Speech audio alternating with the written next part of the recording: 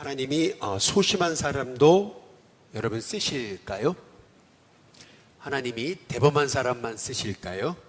어떻게 생각하십니까?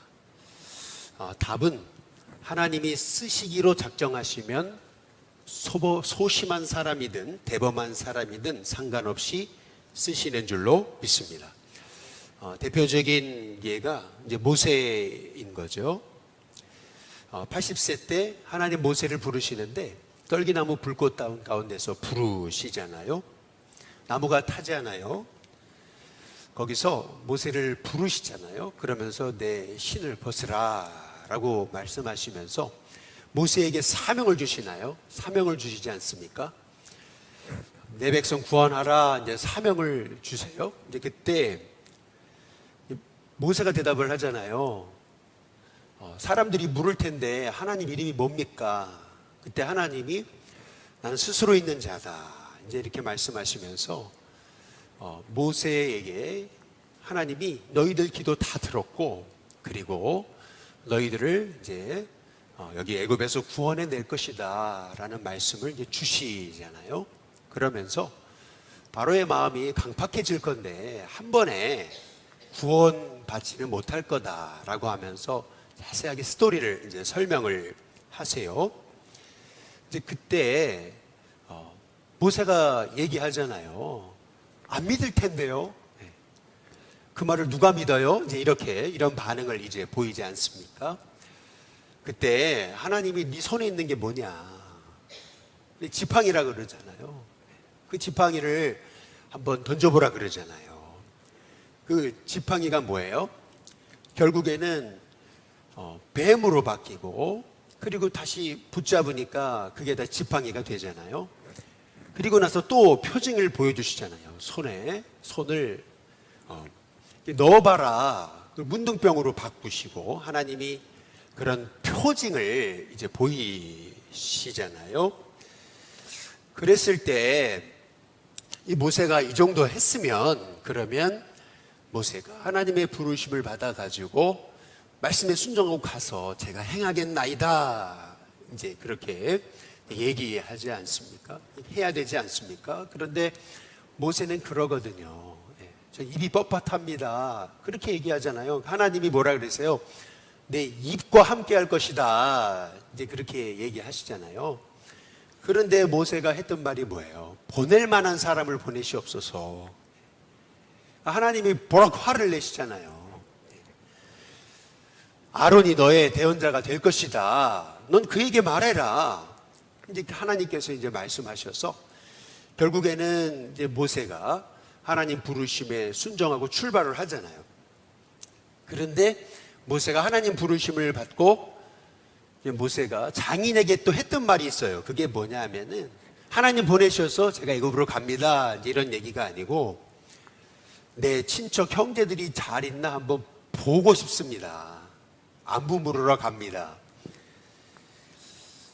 떳떳하게 하나님 날 부르셨다 이제 얘기 못 하거든요. 이 모세의 모습을 통해서 우리는 굉장히 소심한 모세를 보게 되는 거죠. 그런데 하나님은 그 소심했던 모세를 통해서 홍해를 가르시고 이스라엘 백성을 출애굽시키셨던 것을 볼 수가 있습니다. 마찬가지로 오늘 말씀에도 보시면은 우리가 보게 되는 게 뭐예요? 6장 12절에 보니까 큰 용사여 여호와께서 너와 함께 계시도다. 그랬더니 기드온이 뭐라 그래요? 13절 여호와께서 함께 계시면 어찌 우리에게 이런 어려움이 생겼습니까? 그러면서 뭐라 그래요? 하나님 우리를 버리신 거 아닙니까? 이제 이렇게 얘기하지 않습니까? 그때 14절에 보시면 이런 말씀이 있습니다. 아주 특이한 말씀이 있어요. 그게 뭐냐면 여호와께서 이르시되가 아닙니다. 여호와께서 이르시되 너는 가서 이 너의 힘으로 이스라엘을 미디안의 손에서 구원하라. 이 말씀이 아니에요. 잘 보시면은 14절에 여호와께서 그 다음 뭐라고 말씀하세요? 그를 향하여 라는 말씀이 있습니다. 그냥 여호와께서 이르시되 너는 가라가 아니시고 너는 여호와께서 그를 향하여라고 말씀하고 계세요. 그러니까 기드온이요, 아니 하나님이 넌 큰 용사다, 함께 하겠다 했으면, 그러면 예, 제가 하나님 함께 하신 믿습니다, 이제 그래야 되는 거 아니에요? 그런데 기드온은 어떻게 해요? 아니 하나님 함께 하시는 거 맞습니까? 버린 거 아닙니까? 근데 왜 우리에게 이런 어려움이 왔습니까? 이제 그러니까 하나님이 기드온을 향해서, 이게 굉장히 중요한 거죠. 기드온은 여기 말씀해 보니까 끊임없이 하나님 정말 우리 사랑하는 거 맞습니까? 함께 하시는 거 맞습니까? 버린 거 아니십니까? 그러니까 하나님이 아주 그냥 이 기드온을 향해서 아주 그냥 꼭 기드온을 향하여 아주 그냥 너 내 얼굴 좀 봐봐, 한번 내 얼굴 좀 봐봐, 이제 그러한 모습으로 뭐라 그러셔요? 가서 너의 힘으로 이스라엘을 미디안의 손에서 구원하라. 그 다음 뭐라고 말씀합니까? 우리 같이 한번 읽어보겠습니다. 함께 있습니다. 시작. 내가 너를 보낸 것이 아니냐 하시니라. 내가 보낸 거 아니냐. 여기서 중요한 게 있어요. 우리가 뭐 소심하다고 쓰임 못 받고 비범한 사람만, 아주 대담한 사람만 하나님 쓰시는 게 아니에요. 하나님이 쓰시기로 작정하셨으면 쓰시는 거예요. 내가 널 보낸 것이 아니냐. 그런데 15절에 보면 기드온이 뭐라고 얘기합니까? 뭐라 그러냐면, 오 주여 내가 무엇으로 이스라엘을 구원하리까? 도대체 제가 무엇이 간대라는 얘기잖아요. 그러면서 뭐냐면, 보소서. 주님 아시지 않습니까? 나의 집은 므낫세 중에 극히 약하고 나는 내 아버지 집에서 가장 작은 자입니다. 여기서 우리가 볼 수 있는 게 있죠. 기드온은요 굉장히 소심하고, 그리고 굉장히 자기 자신에 대해서 제가 도대체 무엇이 간데 보낼 만한 사람을 보내시죠 하나님 했던 모세와 똑같은 지금 반응을 보이고 있는 것을 볼 수가 있습니다. 그때 16절에 보면 모세에게 하셨던 말씀이 똑같아요. 거기 16절에 우리 한번 같이 한번 읽어보겠습니다. 같이 있습니다. 시작. 여호와께서 그에게 이르시되 내가 반드시 너와 함께 하리니 내가 미디안 사람 치기를 한 사람 치듯 하리라 하시니라.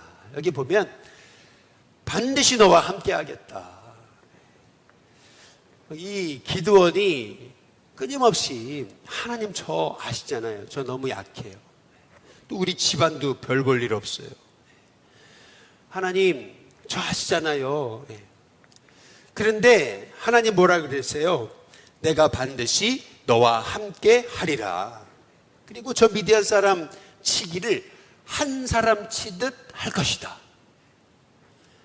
13만 명이 넘는 미디안을 한 사람 치듯이 할 것이다. 이게 말이 되는 거예요. 이 말씀을 통해서 우리가 알게 되는 게 있어요. 그게 뭐냐 하면은 하나님의 일은 내 힘으로 하는 게 아니고 하나님의 힘으로 하는 건데 하나님이 하시는 거죠. 자꾸 우리는 내가 한다고 우리가 생각하는 건데 실은요 하나님이 하시는 것입니다. 그래서 반드시 너와 함께 하리라. 오늘 이 말씀 붙잡고 오늘 한 날 동안 반드시 함께 하신다는 말씀이 우리의 생각 속에 믿어지시기를 주님의 이름으로 축복합니다. 그런데 17절에 보시면은 그렇게 얘기하거든요.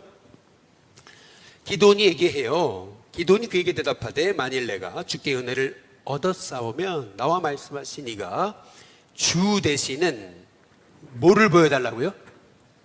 표징을 보여 주옵소서. 가끔 우리가 기도할 때 보면은 하나님 이게 하나님 뜻인지 아닌지 이거 표징을 보여달라고, 사인을 보여달라고 우리가 기도할 때가 있습니다.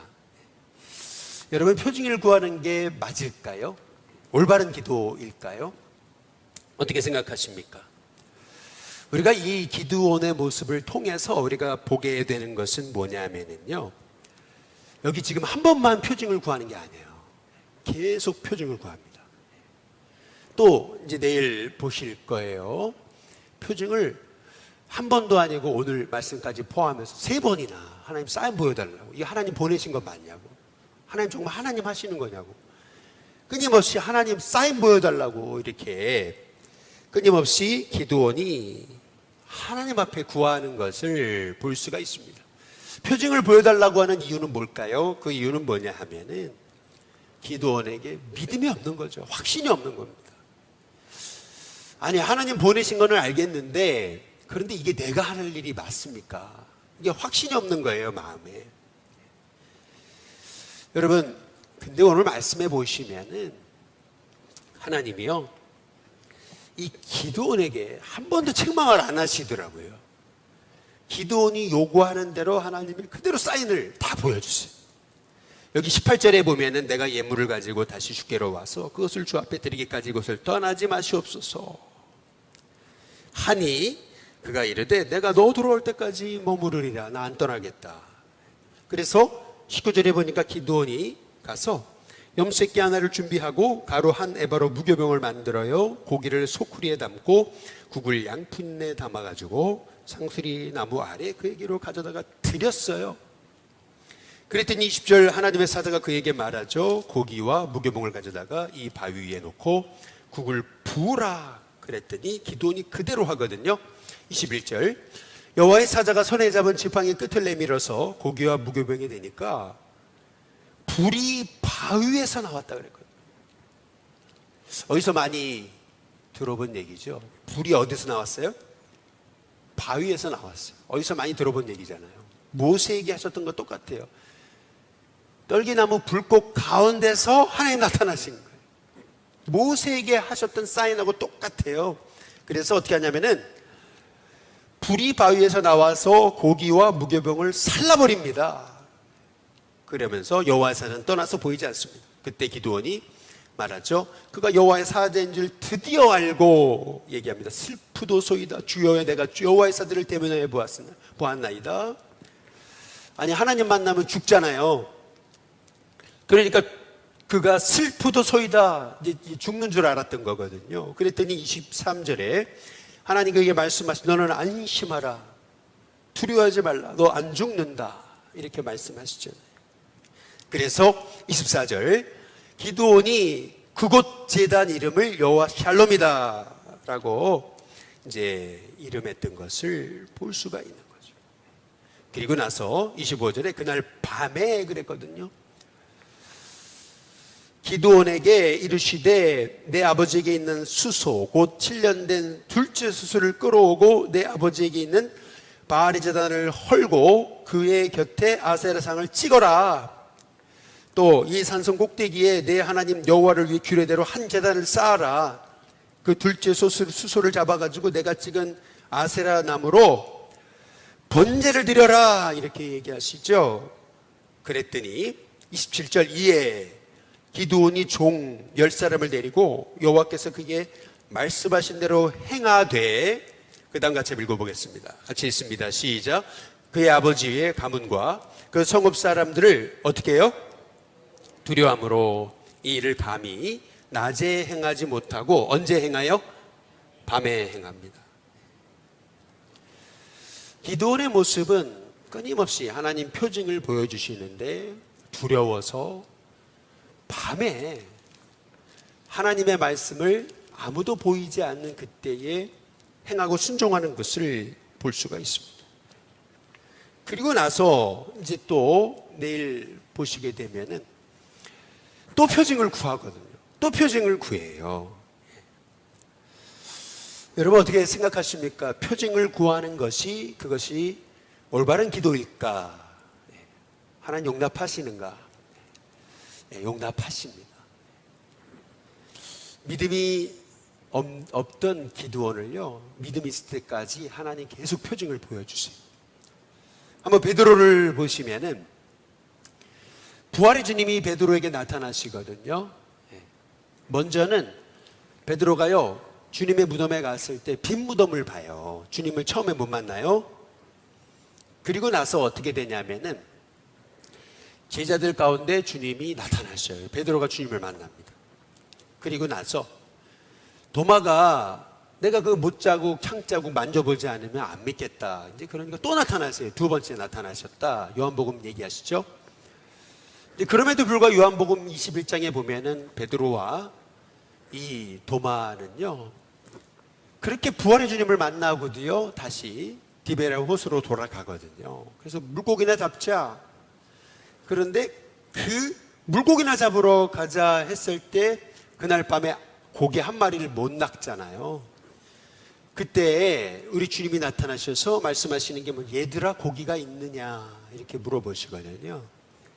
얘들아 라고 하는 그 표현이 뭐냐 하면은 파이디온입니다.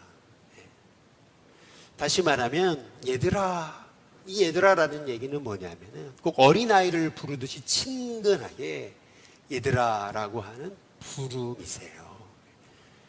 고기가 있느냐, 고기라고 하는 것은 귀한 것이라고 하는 뜻이에요. 귀한 것 잡았냐? 그때 없나이다.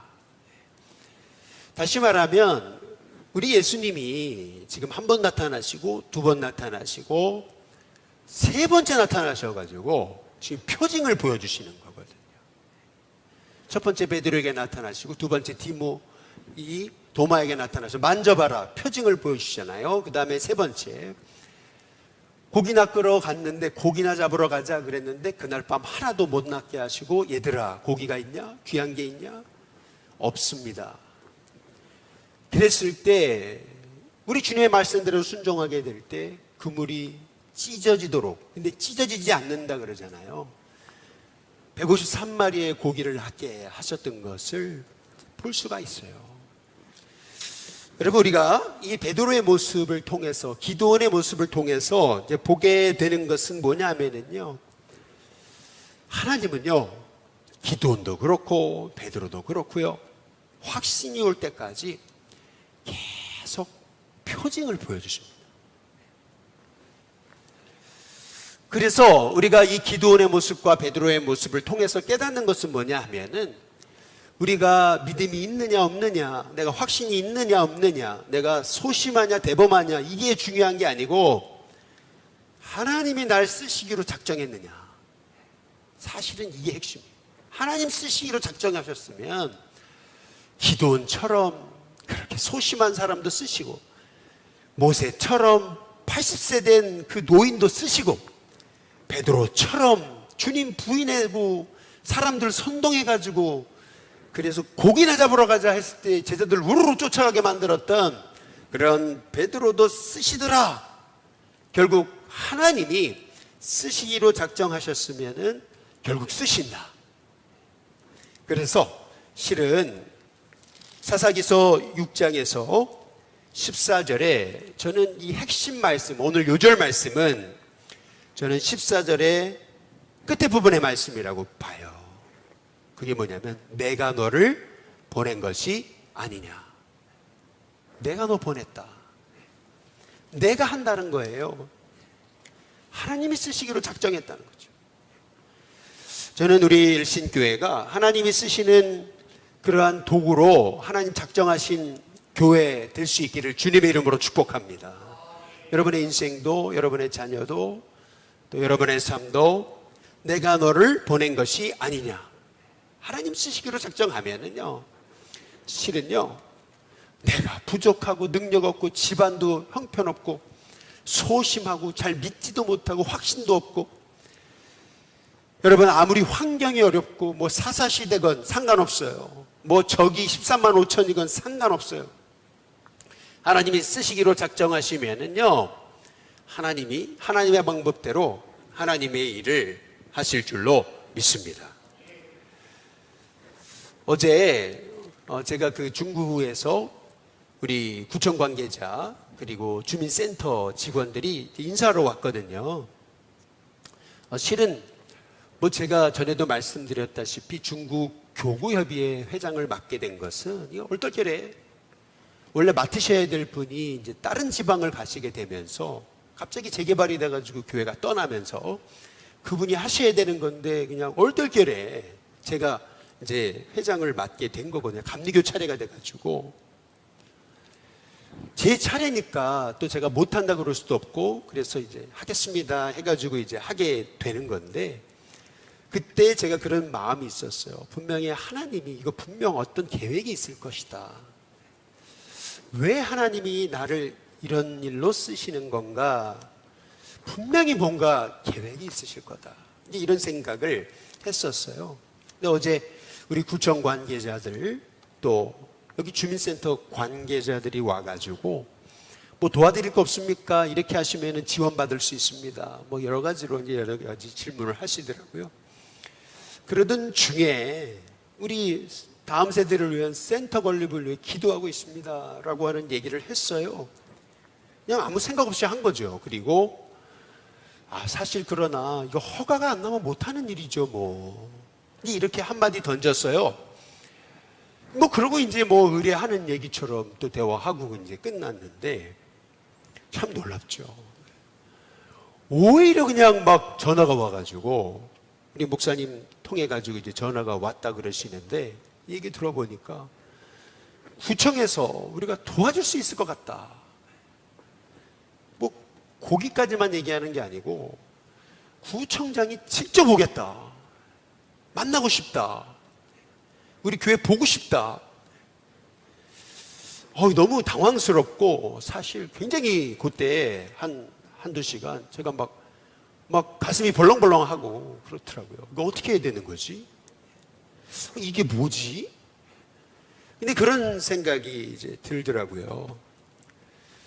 그래, 내가 얼마나 확신이 없으면, 내가 얼마나 믿음이 없으면, 그러면서 기도원이 이제 생각이 나는 거죠. 이 일을 하나님 기뻐하신다면 하나님이 하실 거구나. 내가 하는 게 아니구나. 결국 깨닫는 것은 뭐냐면요, 하나님이 쓰시기로 하면은 되는 거고요, 하나님이 하시기로 작정하면 되는 거죠.